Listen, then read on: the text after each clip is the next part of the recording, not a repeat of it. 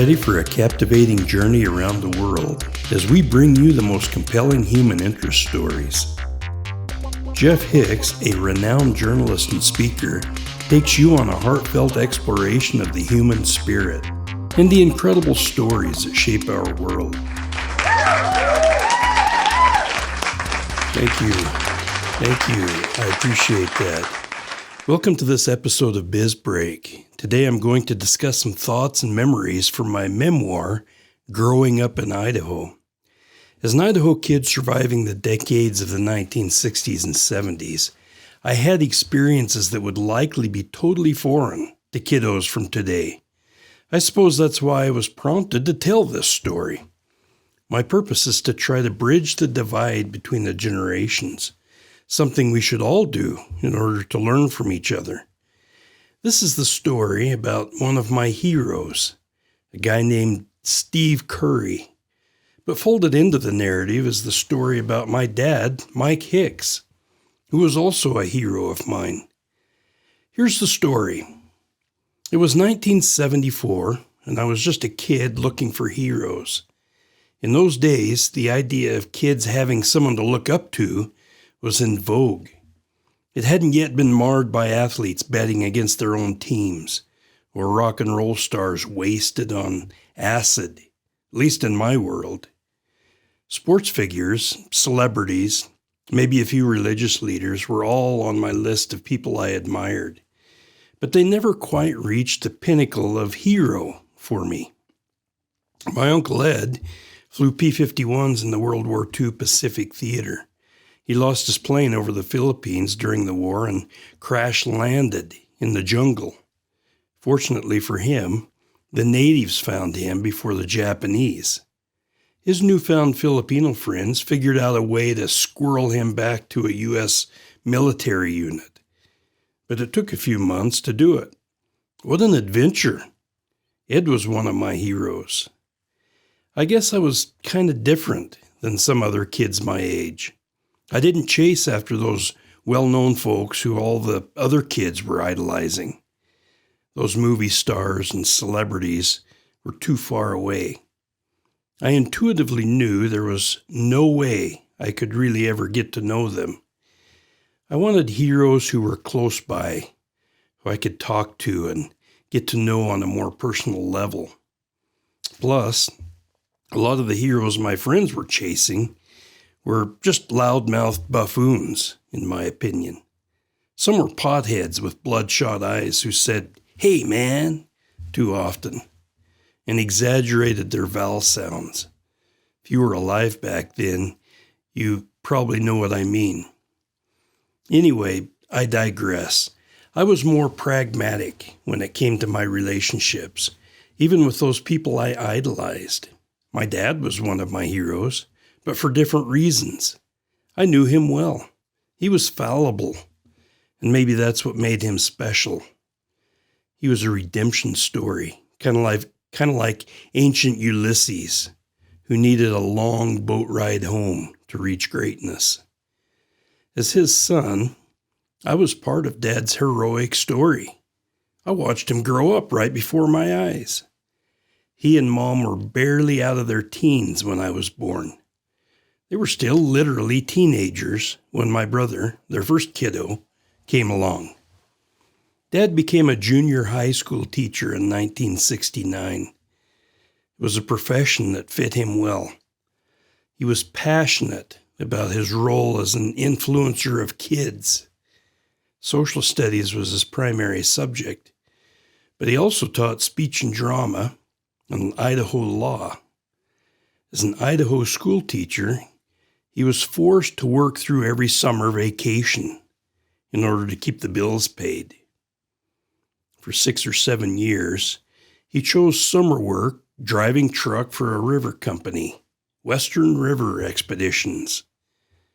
It was founded by a guy named Jack Curry, who had a penchant for the outdoors and river running, and figured folks would pay a good bit of money to float the river. He was right. Dad's job was to haul the boats to the put-in spot on the river. Trips were planned all summer on the main salmon river, and Sellaway, and Middle Fork of the Salmon River in Idaho. Most of the trips were around 5 days long. So after put-ins, a few days later, Dad would drive to the takeout spots and pick up the boats. The cool thing about it all was Dad took his kids on all those trips, which were to places with names like Corn Creek, Riggins, Spring Bar, and Dagger Falls. As a kid, I became absorbed in that outdoor culture of experiences. It wasn't long before I recognized there was a boatman subculture I had never seen before until Dad worked for Western Rivers. Part of that subculture, a major part, was the group of men and women who sat at the oars all week and craftily steered their boats and dudes through the best parts of the rapids without flipping their boats and landing their customers in the churning water. I observed that the boatmen for the company were mostly younger men who checked out of their normal lives for 3 or 4 months every summer to work on the river. They were college students, a few drifters looking for income, semi-professionals from various roles, and one California repo guy who made his living taking back cars for banks holding overdue loans. All the boatmen were strong, and I mean physically powerful with large muscle man type physiques. As a kiddo in awe, I figured they must have built that bulk by rowing those heavy boats filled with food boxes and rich dudes looking for exciting vacations riding whitewater rapids. The first trip I went on with Dad, my brother Mike tagged along. We drove to Riggins, which was a 9-hour trip from Salmon, Idaho. The trip was not over once we hit town. We drove up the river on a dusty dirt road to Spring Bar, the takeout spot on the main Salmon River, near Riggins. We arrived late at night and slept under the stars on the sandbar. Camping next to the river was part of the fun and adventure. Around mid-morning the next day, the boats showed up. I noticed the company logo boldly written along the side of each raft in yellow paint on a black background, Western River Expeditions. The boats were heavy, World War II era, oval-shaped rubber rafts with 3/8-inch plywood floors chained into place. Large food boxes and coolers spanned the midsection of each boat, which combined as a seat for the oarsmen. Long wooden oars jutted out from each boat and were locked into place with steel rods threaded into oar locks on a big wooden frame. As Dad helped with getting the boats up to shore and unloaded, Mike and I played in the river. Suddenly, a guy wearing a Mexican sombrero and poncho threw a metal gold pan our direction, which clanged on the rocks next to the shore. I wondered what kind of a goon would be tossing around this prized gold pan. "Hey, boys, find some gold. Just share the loot if you find any." He seemed to be a nice enough guy. He was a jolly-looking fellow with a full beard and sparkly eyes. Somehow, he didn't look like the typical boatman I envisioned. But there he was, obviously part of the boat crew. Come to find out, this trip was an early spring training trip. Apparently, in the boating business, boatmen must be certified, which requires them to have so many hours on the river before they're considered eligible to take dudes along. After the crew got the boats and gear loaded into the big yellow Ryder truck, the men all stood around and got acquainted, while Mike and I played along the shore. Dad appeared to be getting along really well with his new associates. I always admired Dad's ability to be social. People drew to him quickly, probably because he laughed a lot and was a nice guy. He was a grand storyteller and could verbally make even the most mundane reminiscence into an adventure. And he was smart, learned quickly, and talked the talk wherever and whenever it was required. The guy who threw us the gold pan came over and introduced himself. "Hello, guys. I'm Al Moore from California. And who might you be?" he asked. "I'm Mike, and this is my little brother Jeff," Mike said, as Al shook our hands. "Okay, good to know you guys. Well, we'll all become good friends the next few months, I'm sure," Al said with a big grin. He scooped his gold pan up and sauntered back to the truck. I found it interesting that a guy would make an extra effort to come over and talk to a couple of kids. That was unusual in my little world. I could see that we were about to leave, so I followed Al to the truck. A tall, dark-haired guy, wearing a green t-shirt and blue shorts and sandals, was talking to Dad when I walked up. He was going over the plans for the return trip. As he described it, the boatmen would ride back to Salmon in a van. We hauled in on a trailer. We would travel behind them in the truck. Everyone was tired and just wanted to get back to Salmon, so there would be no stops on the way. The dark-haired guy had an air of confidence about him. He seemed to be in charge without having to act like it, if you know what I mean. It's like he just knew he was the leader, but he had had enough self-confidence, he didn't have to prove it to anybody. As soon as we were on our way, I asked Dad, "Who is that guy you just talked to?" He said, "That's Steve Curry. He's Jack Curry's son, the owner of this company. The other guys call him Kid Curry." I instantly thought of a cowboy, the fastest draw in the West. That summer, I got to know Steve Curry better. He was a non-assuming, quiet guy. He was sociable and kind, and he knew a lot. A few weeks after meeting him on that Riggins trip, Steve rode to Salt Lake City with Dad and me to pick up some huge rubber boats stored in his dad Jack's storage building. That year, the Salmon River was running extremely high. Maybe you remember 1974. And Jack advised they should take his biggest boats, the Super Jays, which were usually ran on the Colorado River, to run on the main Salmon until the water dropped to normal levels. I was kind of a quiet, studious kid. Reading a book and minding my own business were my typical MO. But along with that, I enjoyed another pastime, people watching. Now, I'm not referring to weirdness here. People watching can be interesting and sometimes entertaining. People can be charming, knowledgeable, boisterous, vain, and 100 other adjectives. And that's just what makes the hobby of people watching so remarkable and kind of fun. Well, a lot of the trip to the Curry residence in Salt Lake City, I spent watching Steve's mannerisms, speech patterns, and body language. I could instantly tell he was comfortable riding in the cab of the truck with my dad and me. He was well-spoken, talked freely on all subjects.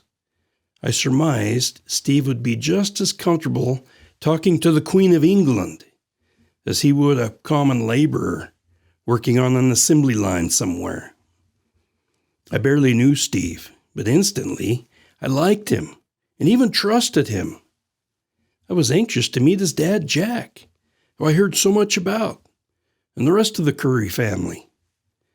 Jack Curry was a classy guy, even dressed in his workout gear, standing in his driveway in the rain, ready to load boats into a truck.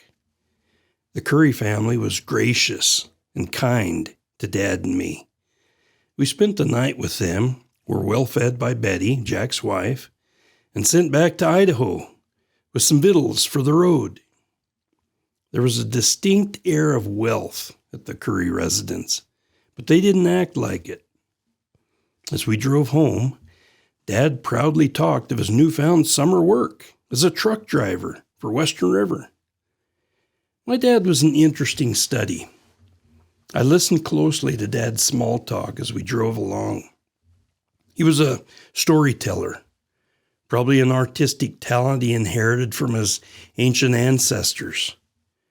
I was intrigued by Dad's social versatility. He was extremely smart and well-read, knew all the ancient tales of world history, and yet, where he seemed the most comfortable was in the BSing sessions with his many friends. And he relished common labor, which included truck driving for a river company. You know, Jeff, Steve Curry is a champion arm wrestler, he said. I didn't know that. Yeah, he walked into a college competition one day, not long ago, just for the fun of it, and nobody could beat him. They didn't even come close, Dad said with a tinge of exuberance in his voice. Here's another thing. Last week, I watched that kid throw, underhanded, a rock across the Salmon River. And he did it there in Riggins, where the river is the widest, Dad said. Amazing strength. And here's something else I've noticed about Steve. He's not a smart ass. His dad owns his company and he has money, but you'd never know it. Steve is as humble a guy as you'll ever meet, and hardworking. He learned how to work, no doubt, when he was a kid working on the river for his dad. I drifted into my own thoughts and surmised Dad would have loved living during the times of the Roman gladiators. He'd be sitting there somewhere down near the front, cheering on the last bloodied survivor in the Colosseum. I liked hearing Dad's excitement over someone else's feats of strength. In Dad's world, strength and hard work were necessities. He grew up and still lived in a world where human survival was paramount. I suppose that's why he valued and respected rugged individualism, and strength and hard work. I surmised his talk of Steve Curry was a direct reflection of his own deepest rooted values and ideals. Time quickly moved on, and I grew older, becoming too busy to go on trips with Dad. And Dad eventually moved on to other summer work. But memories of those trips up and down the river with Dad to Riggins and Dagger Falls, among other put-in and take-out spots, stuck in my mind. Those memories will always be there for me to ponder on. I cherish those times where I heard and contemplated the philosophies of my dad, a modern-day Plato, and his views on life, all while we rumbled along down the highway in a big yellow Ryder truck.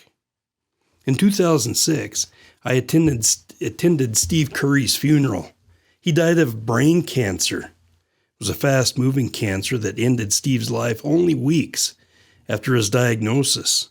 His shortened life was defined by adventure, running rivers all over the world. The last great adventure he planned was to explore a reported opening in the ice at the North Pole, known as the Hollow Earth Theory. My daughter Sheena attended Steve's funeral with me. As we sat in the audience, I pointed out all the people I remembered from decades before, each with several stories and experiences to go with their memories. On the way home, I said, "You know, Sheena, Steve Curry could throw a rock underhanded clear across the Salmon River at Riggins, where the river is at its widest. And did you know he was a champion arm wrestler?"